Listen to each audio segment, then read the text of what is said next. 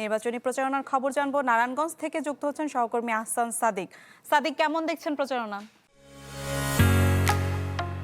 ঢালাইয়ের সেরা premier cement.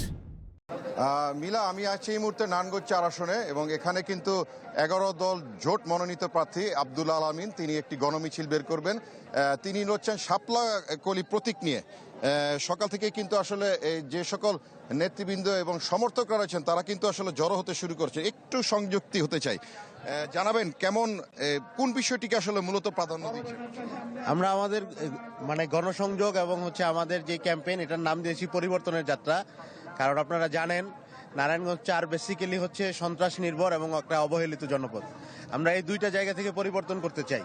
এখানে রাজনৈতিক দুর্বৃত্তায়ন থেকে বের হয়ে একটা পজিটিভ নারায়ণগঞ্জ গড়তে চাই। অবহেলিত জনপদ থেকে বের হয়ে একটা নিরাপদ সমৃদ্ধ জনপদে পরিণত করতে চাই।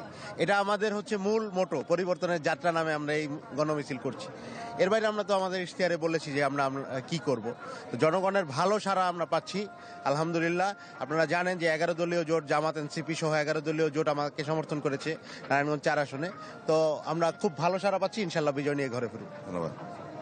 শুনছিলেন মিলা, আসলে সময় গড়ার সাথে সাথে আর অন্যান্য যে সকল প্রার্থী আছেন তারা প্রচারণা নামেন, তখন হয়তো বা নতুন কোনো তথ্য থাকলে আপনাকে সংযুক্ত করতে। জি, ধন্যবাদ আপনাকে।